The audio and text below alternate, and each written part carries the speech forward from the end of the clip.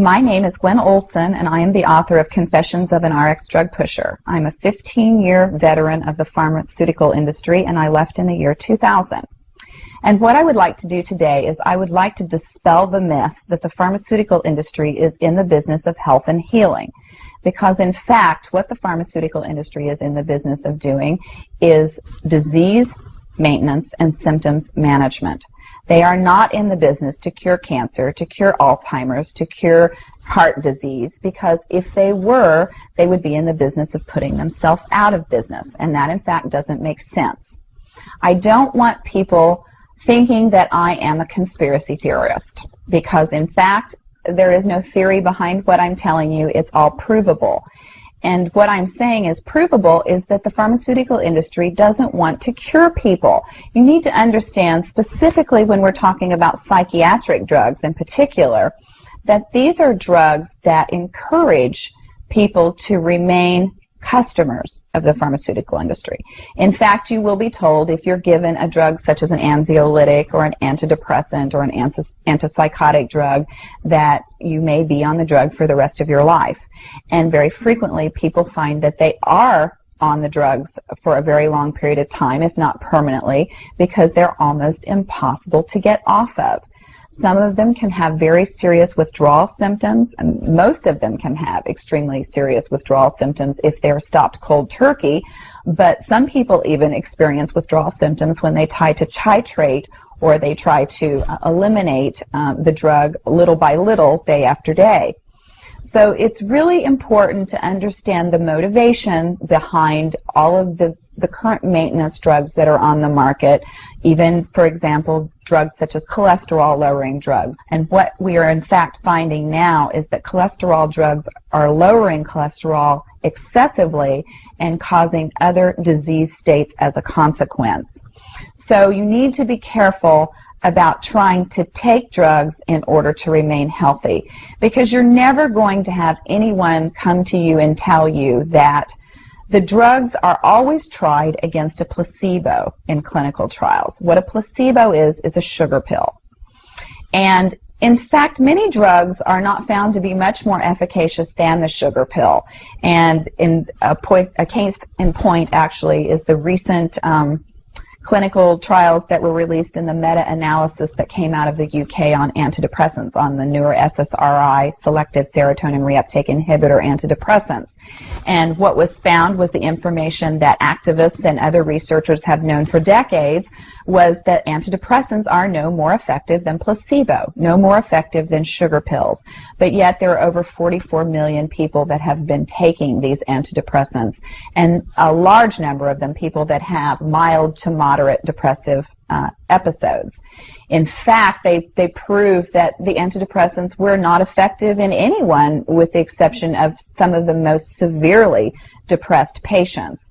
And I can tell you from personal experience that there are a number of things that depressed patients can do to improve their mental status aside from drugs that are quite effective and in fact more effective than placebo. Another recent study that was released showed that exercise was in fact more effective than either placebo or the antidepressant drug that they were compared to.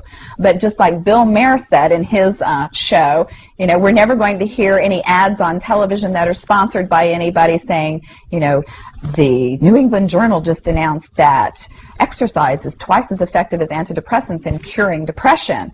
Ask your doctor if getting your butt off the couch is right for you. You know, you're never going to get that kind of good information, fair, balanced information, as long as pharma is funding the major TV stations, the advertising that supports those television stations, the major journals, and all of the advertising that supports the major journals. You just have to be commonsensical people and understand that the pharmaceutical industry makes 5 to 6 times the amount of money as any of the other Fortune 500 companies in the United States of America. They are not going to easily or readily give up that income. And we are, in fact, considered a human commodity. Our loved ones, our children, our elderly are considered cash cows that are preyed upon by pharmaceutical reps such as myself, who are encouraged to go in and build market shares without thinking about the consequences to patients, without knowing the misinformation that they are distributing, without being aware that the clinical data has been contrived, or that the patient populations have been cherry-picked, or that the side effects have been minimized and reported in such a manner that it doesn't present the information correctly. I spent 15 years in this industry. I was one of the best, but I'm here to tell you that the industry has run amok, that we are at a severe crossroads in this nation, and that we have got to take our power back, and we have got to start making the pharmaceutical industry accountable for their actions and for the defective products that they're putting on the market. It won't be long before every American is affected by this disaster, and we need to be aware of what the differences are between diseases, between disorders, and between syndromes. Because if it doesn't have to be scientifically proven, if there are no tests, if there are no blood tests, CAT scans, urine tests, MRIs, if there is nothing to document that you have a disease, then you in fact do not have a disease, you have a disorder, and it has been given and has been diagnosed pretentiously, and you need to get yourself educated and understand that there are options, and those options are much more effective than drugs. You need to look into the nutritional aspects of your diet and your lifestyle aspects. Are you exercising? Are you taking care of yourself in the ways that you need to be proactive about your health? Because once you start down the road of taking one prescription drug on top of the other, you will be a lifelong customer for the pharmaceutical industry, and your choices will be truncated. So I would like to ask you to please self-educate, be proactive, and share the information with others. The next victim could be someone that you love. Thank you.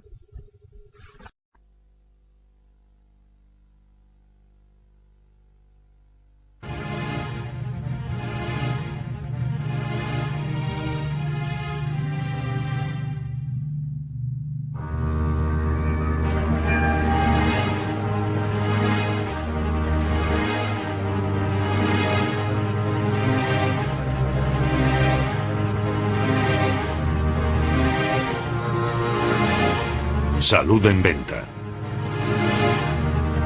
La raza humana puede sobrevivir perfectamente sin un interminable repertorio de fármacos nuevos, pero la industria farmacéutica no. Jackie Lowe.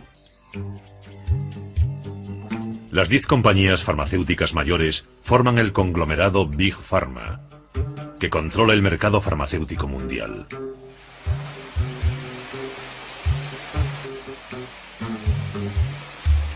En 2004 el gasto mundial en fármacos recetados fue de 500.000 millones de dólares.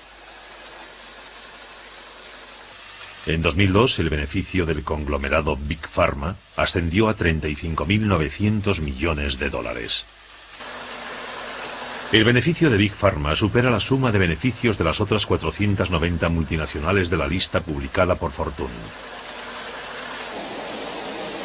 En 2004 Big Pharma consiguió un beneficio total antes de impuestos de 205.000 millones de dólares, casi tanto como el Producto Nacional Bruto de Dinamarca.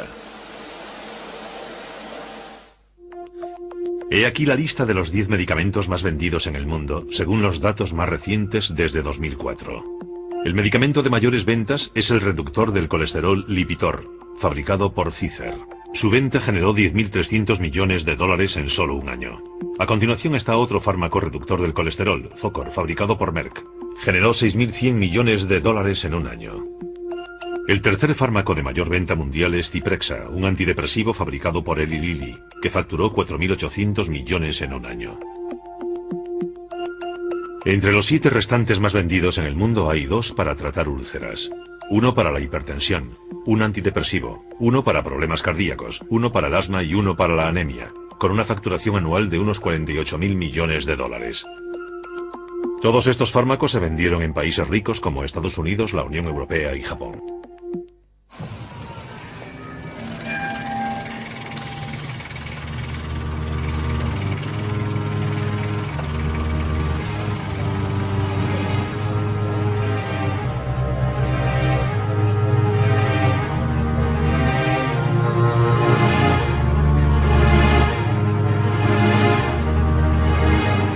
Ginebra es el centro financiero de Europa. Aquí debemos empezar nuestra investigación para entender los problemas políticos y económicos del acceso a los fármacos. Todas las organizaciones internacionales que tratan con las farmacéuticas tienen su base en Ginebra. La Organización Mundial de la Salud, OMS. La Organización Mundial de la Propiedad Intelectual, OMPI.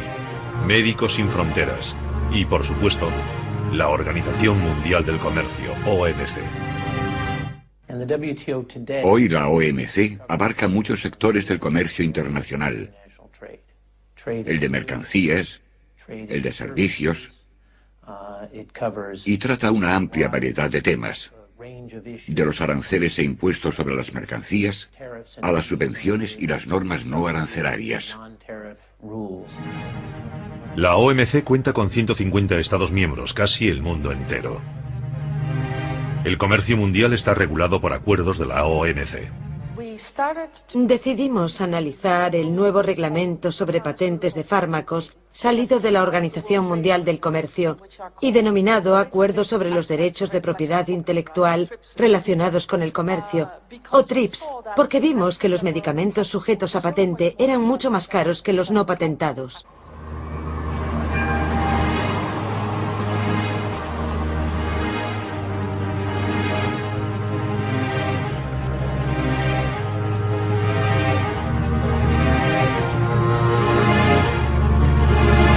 La Federación Internacional de Fabricantes y Asociaciones Farmacéuticas, IFPMA, tiene su sede en Ginebra.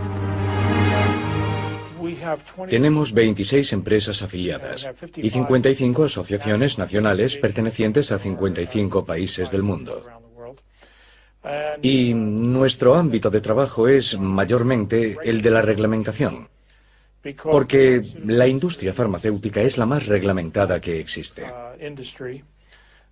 Todo está regulado, desde los ensayos clínicos a las patentes y los precios de venta en muchos países. Por tanto, nosotros nos ocupamos de ese tipo de detalles. Ma come? In tutta la mattina non ha finito una lettera. Mi scusi, ma ho tanto mal di testa che non riesco a lavorare. E lei per un mal di testa rischia il posto. Prenda un calmante Murray e in pochi minuti le passerà. Non soffrite inutilmente. Quando avete mal di testa, mal di denti, nevralgie o reumatismi usate calmante Murray. Il calmante Murray calma rapidamente ogni dolore nevralgico e reumatico. Ricordate, quando avete mal di testa o nevralgie prendete calmante Murray. Il dolore vi passerà in pochi minuti. Estas son las 5 enfermedades infecciosas que matan a más personas todos los años, según datos de 2004. Varias enfermedades pulmonares, 4 millones de muertos. SIDA, 2.800.000 muertos. Diarrea, 1.800.000 muertos. Tuberculosis, 1.600.000 muertos. Malaria, 1.600.000 muertos. La lista continúa y suma un total de 15 millones de muertos. El 85% de los afectados vive en el hemisferio sur, pero solo contabilizan el 11% del gasto sanitario mundial. En países ricos, el 15% de los enfermos gasta el restante 89%. Primero, los medicamentos que se necesitan desesperadamente y las herramientas de diagnóstico necesarias para diagnosticar a adultos y niños adecuadamente no existen. No se están creando. Segundo, los medicamentos que sabemos que existen, por ejemplo para el SIDA, no están disponibles en países pobres, porque su precio está fuera del alcance de la población. Y tercero, hay medicamentos que se crearon para tratar enfermedades tropicales, pero hoy ya no se fabrican, aunque son necesarios.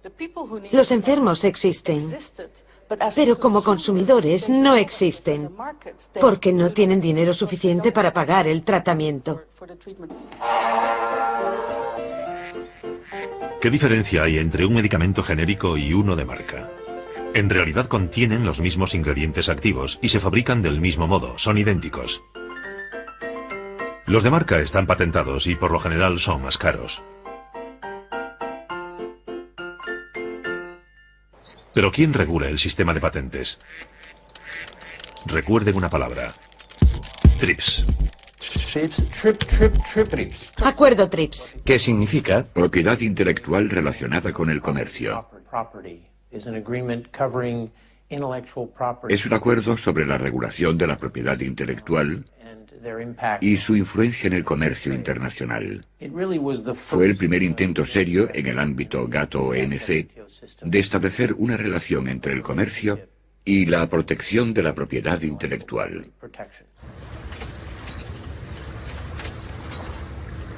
Una patente es un certificado legal concedido por el Estado que da a su poseedor un monopolio sobre el uso de un invento en una zona y durante un tiempo limitado. La patente puede cubrir un producto o el proceso utilizado para fabricar algo. Desde el principio, la existencia de patentes se justificó aduciendo que la exclusividad de la explotación comercial estimula nuevos inventos que, al expirar la patente, pasarán al dominio público. Desde hace unos años incluso se ha patentado organismos modificados genéticamente, entre ellos plantas, animales y microorganismos, y la lista podría seguir.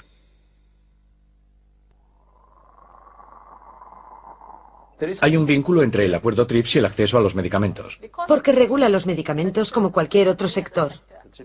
El acuerdo TRIPS obliga a todos los países afiliados a la Organización Mundial del Comercio, que hoy son unos 150, a proteger las patentes de las farmacéuticas. Antes del acuerdo TRIPS, los países concedían patentes solo para 5 años, pero ahora tienen que darlas por 20 años. Por tanto, el dueño de la patente puede establecer precios altos, puede actuar como un monopolio. Y durante esos 20 años, otros medicamentos genéricos no pueden acceder al mercado. El dueño de la patente puede establecer el precio que el mercado pueda soportar. Y eso significa que muchas personas no podrán adquirir y usar esos fármacos patentados. Ese es el problema del acuerdo TRIPS. Otorga al dueño de la patente un monopolio del mercado y los medicamentos genéricos no pueden acceder a él. Y como no hay competencia, el dueño de la patente puede mantener los precios tan altos como quiera.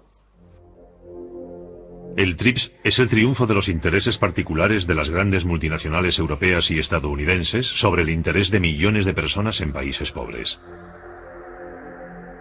Los ministros de comercio no fueron conscientes de que al firmar esos acuerdos, al mismo tiempo estaban condenando a millones de personas muy pobres a la muerte.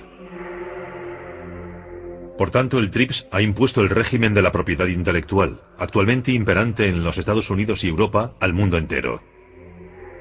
Además, la idea de que los derechos de propiedad intelectual actúan como estímulo de la innovación porque garantizan beneficios mayores que se reinvierten en investigación y desarrollo, no puede tenerse como cierta. Muchos de esos productos se crean en países ricos, porque son los países que han hecho inversiones, los que tienen científicos, los que tienen fortaleza tecnológica para fabricar esos productos. Pero creo que es importante destacar que uno de los motivos para crear un régimen comercial internacional es que permite que los habitantes de países pobres se beneficien de esos productos. El 97% de las patentes mundiales son propiedad de personas o empresas de países industrializados, y más de la mitad de los derechos se pagan a los Estados Unidos. Incluso en países en vías de desarrollo, el 80% de las patentes se concede a residentes en países industrializados. Tampoco en los Estados Unidos resulta fácil a veces cumplir el TRIPS, como en octubre de 2001. Estando aún reciente el atentado contra las Torres Gemelas, cundió el pánico respecto al ántrax y a un posible ataque bacteriológico. Se dispararon los informes sobre casos de ántrax, que culminaron el 5 de octubre con la muerte de Robert Stevens, un fotógrafo de la agencia de prensa America Media. Incluso circuló el rumor de que el presidente Bush se había contagiado. Y el único antibiótico de eficacia conocido contra el ántrax, Cipro, fabricado por Bayer y aún bajo patente hasta el fin de 2003, se volvió casi imposible de conseguir. El gobierno estadounidense le pidió a Bayer que le proporcionase una gran cantidad del fármaco a menos de $5 por pastilla, que era su precio habitual.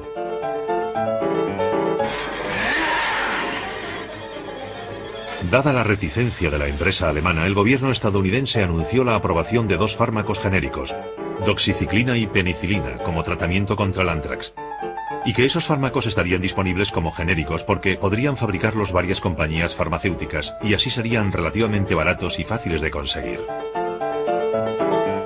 The New York Times publicó en portada: La legislación estadounidense es bien clara. Cuando el gobierno de los Estados Unidos necesite un producto patentado, cualquier funcionario autorizado para comprar fármacos puede ignorar la patente y autorizar a otro para fabricarlo. Al día siguiente, Bayer respondió que no temía la decisión del gobierno estadounidense.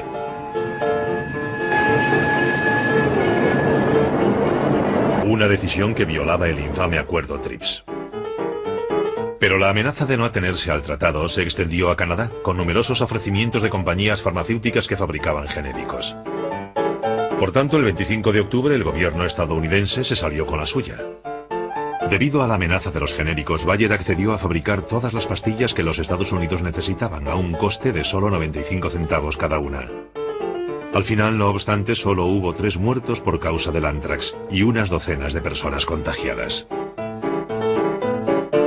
La OMS publicó en el año 98 un documento donde identificaba cuáles eran los mecanismos que existían en ese acuerdo TRIPS que se podrían interpretar de una manera positiva para proteger la salud pública.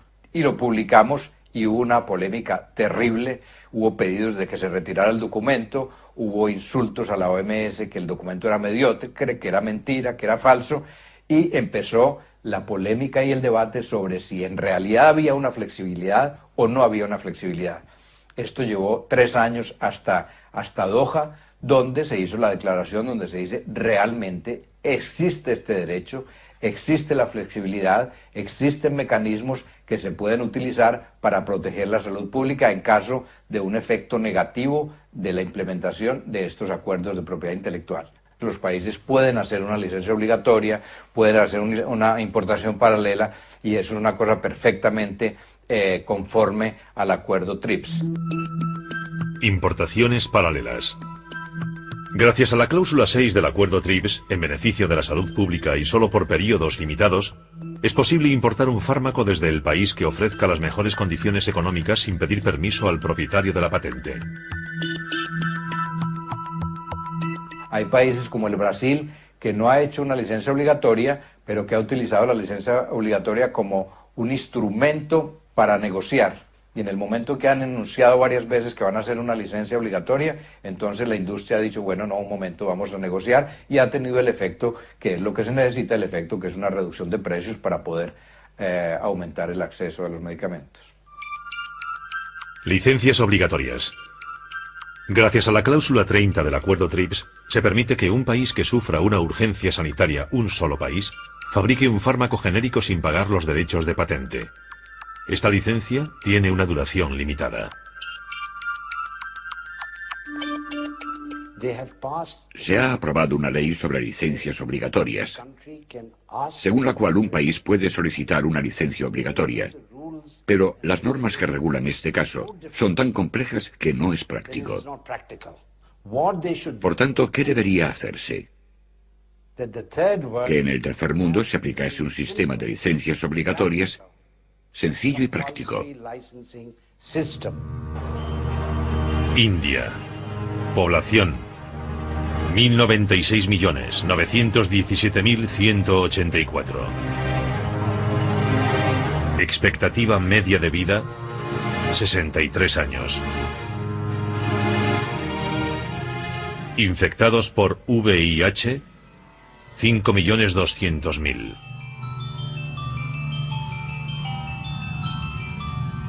Médicos, 1 por cada 2.083 habitantes.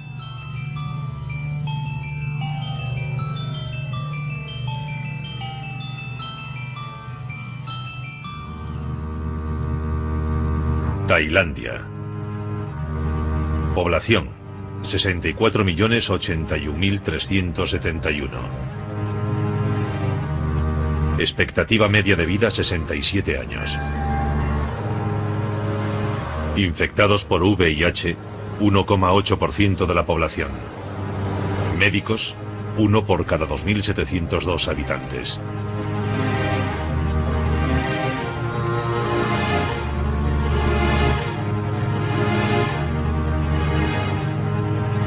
Mozambique. Población, 19.495.185. Expectativa media de vida, 38 años.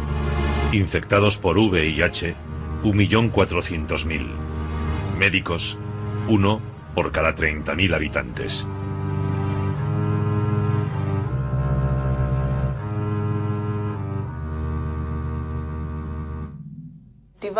Cuando los países pobres quieren acogerse a las cláusulas de flexibilidad, se encuentran con gran presión por parte de las farmacéuticas y también de algunos países industrializados para que no hagan uso de esa flexibilidad. Fue el caso de Sudáfrica, donde quisieron cambiar sus leyes y aplicar las cláusulas de flexibilidad, y 39 compañías farmacéuticas demandaron al gobierno. Cientos de manifestantes afiliados al grupo de presión anti-SIDA, a la Treatment Action Campaign y la Confederación de Sindicatos COSATU marchan por las calles de Pretoria.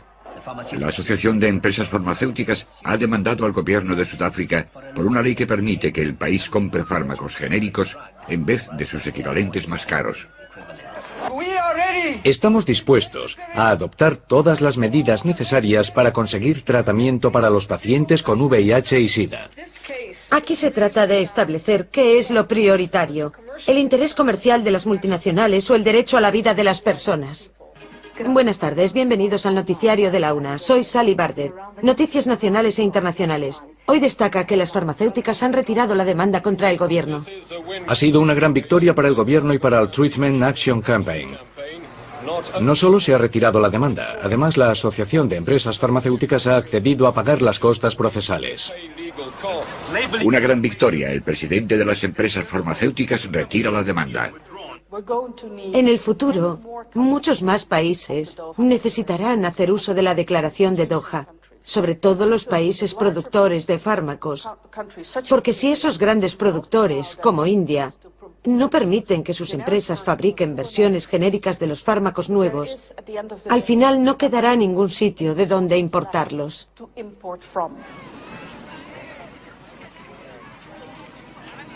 En 2005, India tuvo que adaptar su legislación sobre patentes al acuerdo TRIPS. Volvieron a aplicarse patentes a productos farmacéuticos. La única laguna legal es el apartado 3D de la nueva ley, que dice que no se puede conceder una patente a un fármaco que no represente una innovación sustancial. Por eso el fármaco anticancerígeno de Novartis Glivec no pudo conseguir una patente. Y por eso Novartis demandó al gobierno y a la legislación indios.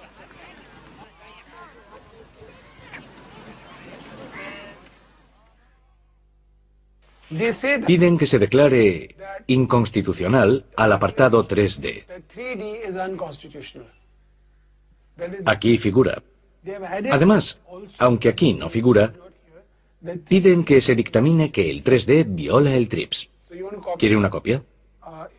Nosotros alegamos que, según el Tratado TRIPS, una entidad privada no puede cuestionar ante un tribunal nacional que una ley de un país viola el acuerdo TRIPS. Solo puede hacer tal cosa un gobierno, y también el Comité de Conflictos de la OMC. Por tanto, creemos que la declaración que solicitan no es posible, y el tribunal decidirá.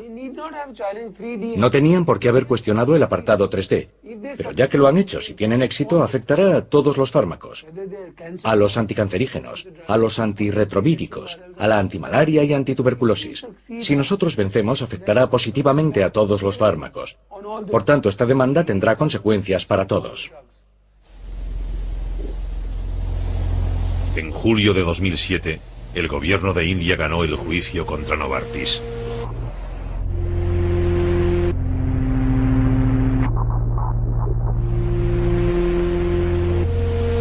India es el primer fabricante y exportador de fármacos genéricos de alta calidad.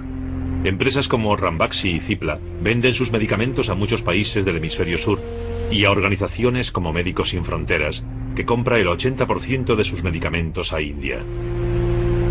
Son empresas con una calidad de producción muy alta. Cipla se creó en la década de 1930 para permitir que India se liberase de su dependencia de la industria farmacéutica británica. El propio Gandhi apoyó con entusiasmo su creación. No. Yo apoyo la propiedad intelectual. Creo que si alguien inventa un nuevo fármaco o algo, debe obtener una recompensa adecuada. No hay dudas sobre eso. Nunca me he opuesto a las patentes, pero sí me opongo al monopolio. Y en el tercer mundo, en un país como la India, con 1.100 millones de habitantes, y que en 2020 tendrá unos 1.500 millones, no podemos permitirnos los monopolios.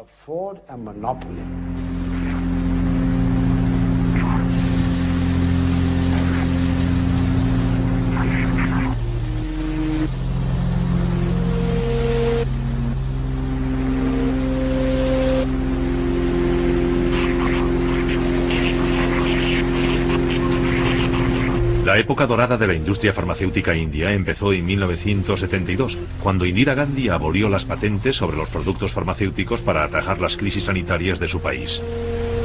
Eso dio un gran impulso a la fabricación de genéricos. Hasta 1984, la industria farmacéutica italiana, la industria autóctona, era la primera del mundo. Estaba la Carlo Erba, Famitalia, Le Petit. Todas las grandes compañías italianas fabricaban en Italia y exportaban. Luego, en 1984, igual que hizo la India en 1995, volvieron a aplicar las denominadas patentes de producto. Y en cuanto se aplicaron, la industria farmacéutica italiana perdió pujanza. Y es probable que en la India ocurra lo mismo. Fijémonos en las cifras sanitarias de la India. 110 millones de enfermos mentales, 80 millones de pacientes cardíacos, 60 millones de diabéticos, 60 millones de asmáticos. 1 de cada 3 indios padece tuberculosis latente. Hay 15 millones de casos de hepatitis B. En 2015 tendremos 35 millones de seropositivos de VIH. Así que, con estas cifras, India no puede permitirse un monopolio.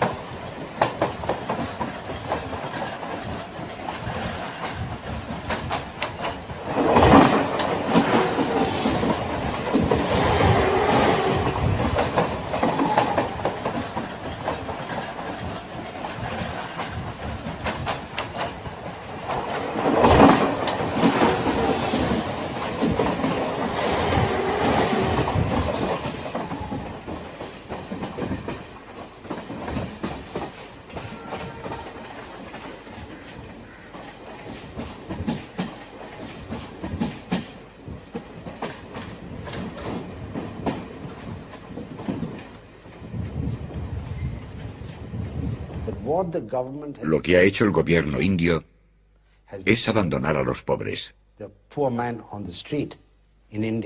Y prácticamente ha cometido un genocidio selectivo. En 2015 casi ningún indio tendrá medios para comprar fármacos esenciales que le permitan sobrevivir.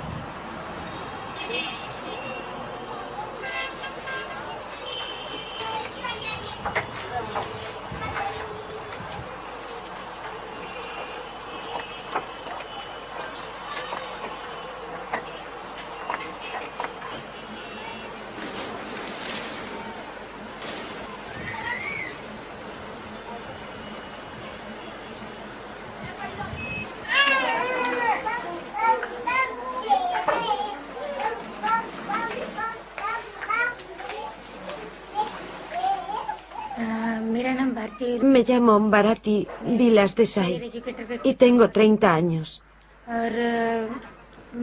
En 2002 supe que había contraído el VIH. Trabajo con Médicos Sin Fronteras como promotora de salud. Mi marido también tenía el VIH y murió de SIDA en 2003.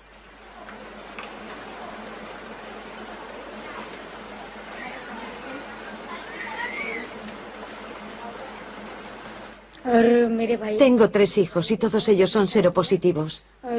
Nadie me ayudó económicamente cuando mi marido estuvo hospitalizado.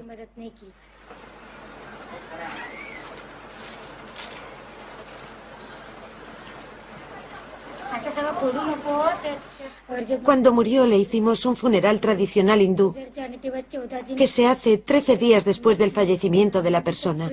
Al día siguiente del funeral, mi cuñado me hizo el equipaje y me dijo que me fuese de casa y me fuese a vivir a una chabola de Kandivali con mis hijos.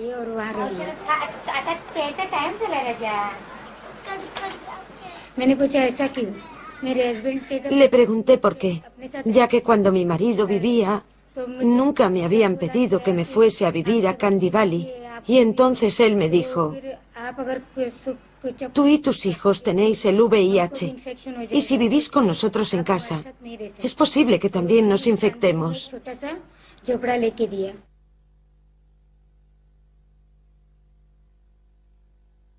En mayo de 2007, Bharati murió de varias infecciones causadas por el VIH. Las consecuencias del VIH y el SIDA en África son tremendas. No solo causan millones de muertos, sino que también han resultado demoledoras para las ya frágiles economías y han provocado cambios en las pautas de conducta y en el estilo de vida. África subsahariana, 29 millones de pacientes de SIDA. Personas que viven con menos de $1 al día. Sudáfrica, el 2% de la población. Kenia, el 23% de la población. Mozambique, el 37% de la población. Uganda, el 82% de la población.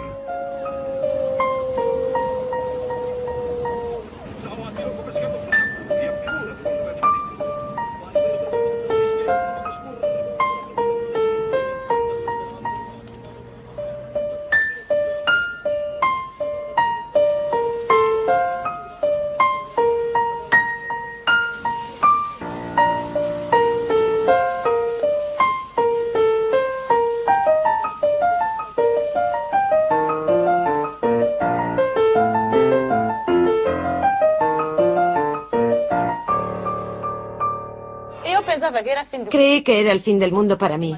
Hasta pensé en matar a mi hija porque creí que ya no había esperanza para mí. Muchas personas me discriminaron. Yo rompí el silencio. Fue en Maputo, en el año 2002. Porque mucha gente decía que no era verdad que hubiese personas con SIDA. Así que quise demostrar que sí las había. Me levanté y hablé sobre mi vida. Dije, aquí estoy y vivo con el SIDA. Descubrí que tenía el VIH por mi bebé. Mi bebé se puso enfermo. Lo llevé al Hospital Central de Maputo, pero me escapé de allí una noche y me fui a casa con él, porque me sentía discriminada. Mi bebé empezó a empeorar y 2 meses después murió.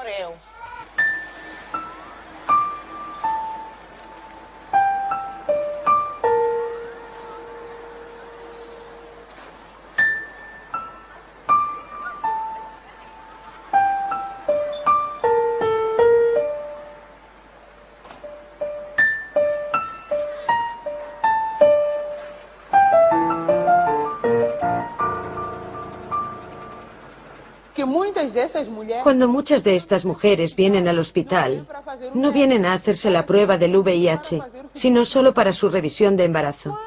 Cuando son seropositivas, ¿qué suelen hacer? Protegen a sus hijos. Siguen el tratamiento hasta que dan a luz. Y después algunas tienden a abandonar el tratamiento. Nuestro principal objetivo es asegurarnos de que esas mujeres reduzcan las posibilidades de transmisión del virus a sus hijos y que también después del parto continúen con el tratamiento.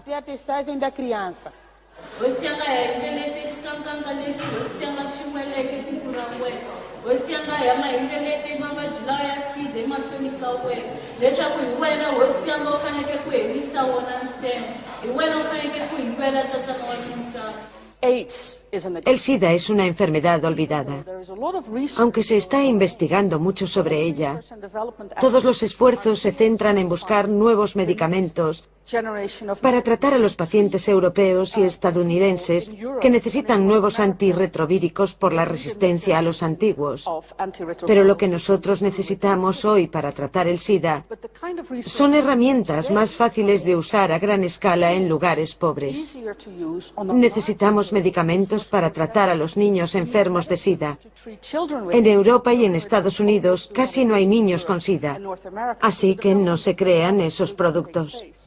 El beneficio del sector farmacéutico en la década de los 90 fue equivalente al 25% de la facturación total, muy superior a la de cualquier otro sector de bienes de consumo.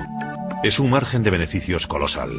Para hacernos una idea, el beneficio medio de otros sectores en el mismo periodo fue del 3,3% de la facturación total. Así pues, sería de esperar una gran inversión en investigación y desarrollo. Sin embargo, las grandes farmacéuticas solo invirtieron entre un 11 y un 14% en investigación y desarrollo, mientras que su gasto en mercadotecnia y administración ascendió al 36% de la facturación. Es verdad que hay precios que son altos, por así decirlo, al principio, comparados con el precio final del fármaco. Pero la mercadotecnia también tiene parte de culpa, porque la empresa tiene de 8 a 10 años de exclusiva sobre la patente, y esa empresa compite con otros fármacos patentados.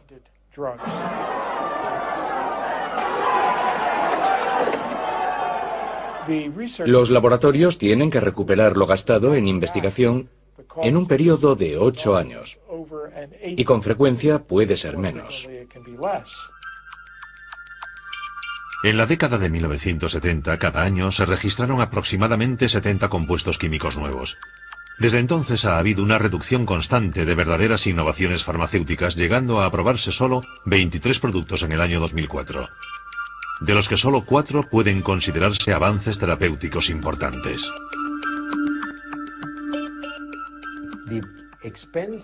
La inversión se hace, sobre todo, en lo que se denomina rejuvenecer un fármaco.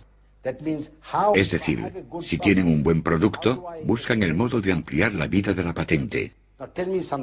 Pero dígame una cosa, si tuviese usted un fármaco, por ejemplo, un antidepresivo, ¿cuántas patentes debería poder tener? ¿2, 3, 4, 5?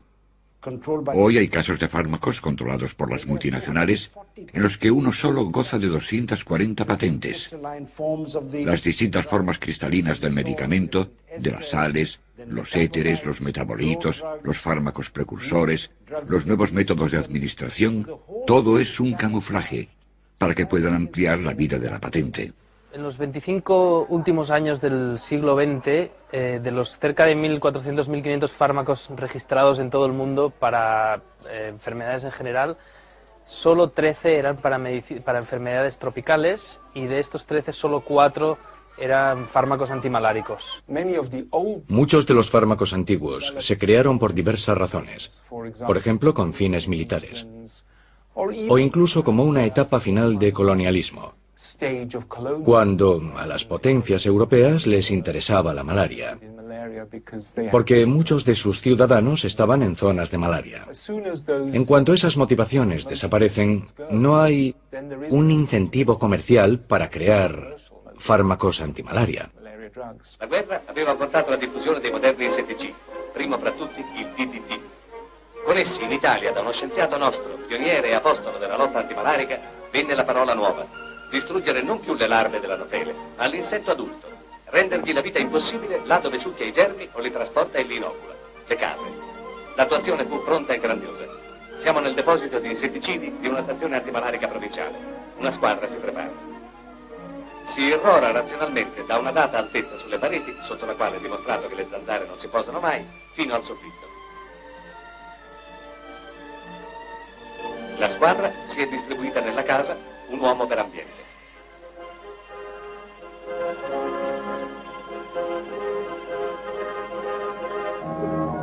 Nelle stalle, le pareti e gli stessi animali vengono trattati con questo insetticida. I vantaggi sono considerevoli. Con esso si disinfestano le sementi, si incrementa la fioricoltura. Nell'uso domestico è prezioso. Gli apparecchi giunti quest'anno in Sardegna fanno piovere dal cielo nuvole di DDT sopra le superfici di acque stagnanti. La prima ondata ormai è passata e il grosso delle anoferi è stato sterminato. A conclusione, la mortalità per la malaria può segnare una cifra che sarebbe apparsa assurda pochi anni fa. 0. Si la malaria existiese en Europa o en los Estados Unidos, podría curarse sin dificultad. El verdadero problema es que la mayoría de los que sufren malaria son muy pobres. No pueden pagar buenos medicamentos. Así que siguen utilizando fármacos antiguos que ya no son tan eficaces.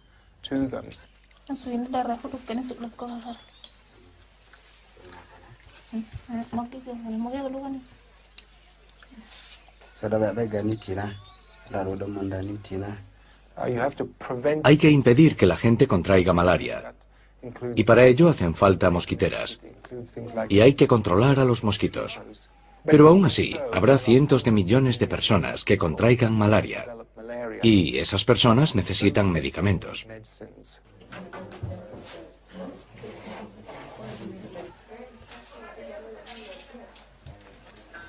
En marzo de 2007, la organización benéfica Medicamentos para Enfermedades Olvidadas, una iniciativa de Médicos Sin Fronteras y Sanofi Aventis, creó un fármaco antimalaria que solo costaba $1 por pastilla. Y lo más importante, estaría libre de patente. Cualquiera podría fabricarlo y mejorarlo. Se llama ASAC. ¿Quién sabe si ese nuevo fármaco ayudará a los que más lo necesitan? Hay fármacos libres que se regalan.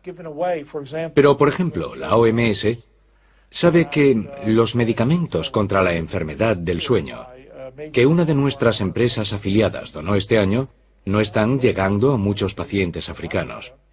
Y no por culpa del precio, porque se regalan. No llegan a los pacientes porque no hay estructura para distribuir esos medicamentos.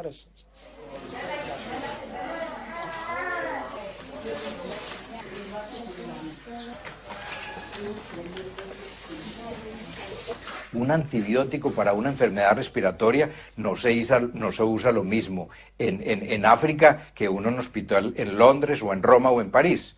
Porque si es en polvo, es muy probable que la madre vaya a mezclar con un poco de agua que no es potable. Pero bueno, el niño va a sobrevivir, no en las mismas condiciones de higiene y en las condiciones óptimas, pero que me digan a mí que los africanos no tendrían capacidad para organizarse y evitar las muertes que está habiendo hoy en día, porque es algo demasiado sofisticado, yo no lo creo, siento mucho. Aquí he dibujado un sol. Sí. ¿De acuerdo? Y los que están donde hay un sol son para tomar durante el día, ¿de acuerdo? En esta otra he dibujado una luna. Estos comprimidos debe tomarlos por la noche. Por tanto, estos comprimidos son para tomar por la noche. Un comprimido cada noche. Y estos son para tomar por la mañana. ¿De acuerdo? Sí. A ver, ¿dónde está el sol? Colocamos los de la mañana. Ahora vamos a cerrar las tapas con cuidado, porque saltan. A ver si usted puede hacerlo. Con cuidado, hay que cerrarlas bien. Si no, se abren. No cierra porque está mal puesta. Búsquele una buena posición para que cierre. Muy bien. Lo que proponemos es que los gobiernos digan cuáles son sus prioridades. Por ejemplo, si alguna empresa viniese a Kenia y quisiese hacer negocios en Kenia, le indicaríamos claramente cuáles son las enfermedades prioritarias en este país. Y para hacer negocios aquí, tendría que demostrar que va a cubrir esas áreas prioritarias, al tiempo que también comercia en otros ámbitos sanitarios.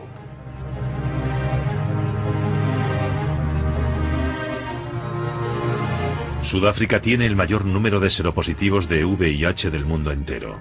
Más de 6,5 millones de personas.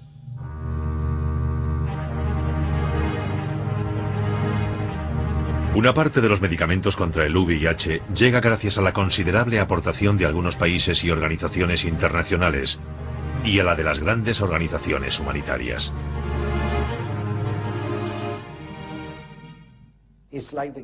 Pero, por ejemplo, la Fundación Gates, para la lucha contra el SIDA, no busca tratamientos, sino una posible vacuna contra el SIDA. Pero, ¿quién hace esa investigación para la Fundación? Merck en los Estados Unidos. Y usan indios para los ensayos. Vale, de acuerdo, no me opongo. Pero le pregunté una cosa a la Fundación Gates. Supongamos que se encuentra una vacuna contra el SIDA, y Dios mediante la habrá. Si se ha desarrollado con su dinero, ¿le darán a India los conocimientos para fabricar esa vacuna libremente? Dijeron que no, porque sería propiedad de Merck. Y si a Merck se le ocurre cobrar $400 por cada vacuna, ¿quién va a pagarlos? Según la legislación vigente, no puedo copiar la vacuna. Yo soy partidario de que la investigación, financiada con dinero público, sea de acceso libre para el público. No se debería permitir patentarla. En el año 2004, una comisión parlamentaria creada en el Reino Unido para controlar a la industria farmacéutica británica declaró: el ministro de Sanidad ha dado por sentado durante demasiado tiempo y con demasiado optimismo que el interés sanitario público y el de la industria farmacéutica coincidirían. Por tanto, se ha dado luz verde a la industria durante demasiado tiempo. La influencia de la industria se aprecia en todos los niveles de la atención sanitaria, desde el descubrimiento inicial y el desarrollo de los fármacos con ensayos clínicos, a su promoción mediante médicos y grupos de pacientes, y su prescripción y la instauración de pautas clínicas. Se aprecia una clara tendencia a calificar cada vez a más personas como anómalas o que necesitan tratamiento farmacológico.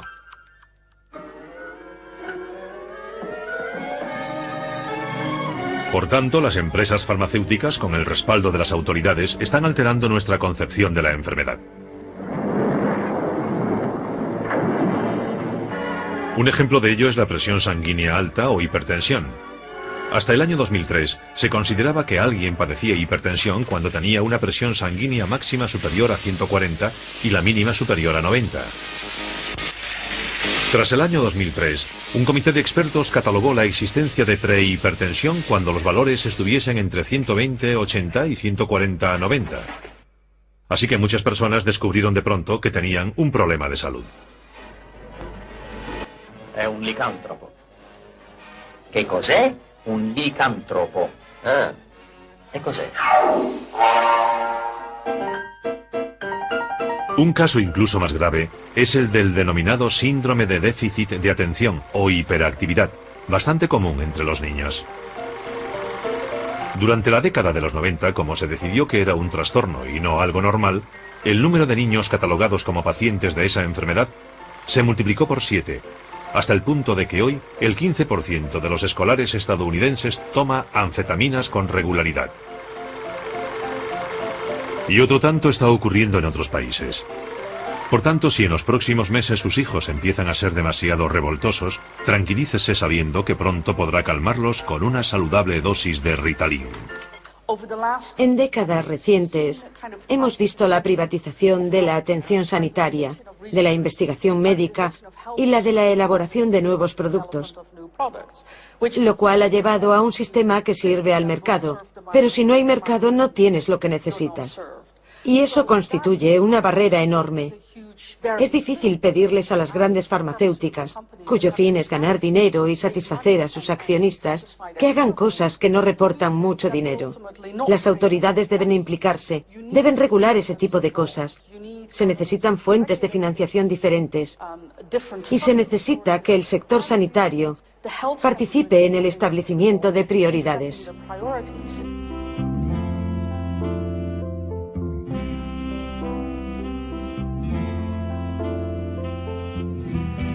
Las compañías farmacéuticas tienden a elaborar enormes campañas publicitarias, disfrazándolas de científicas, financiando investigaciones, patrocinando conferencias, estudios, publicaciones, apoyando asociaciones, de modo que muchos facultativos creen que no deben morder la mano que los alimenta.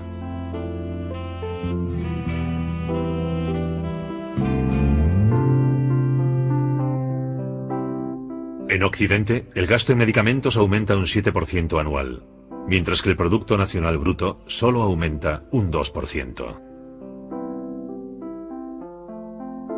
¿Cuánto tiempo más podrán soportar los sistemas sanitarios de los países ricos la subida del coste de los medicamentos y garantizar a los ciudadanos el libre acceso a ellos? ¿Cuánto tiempo más seguirá restringido el problema del acceso a la medicina a los países pobres?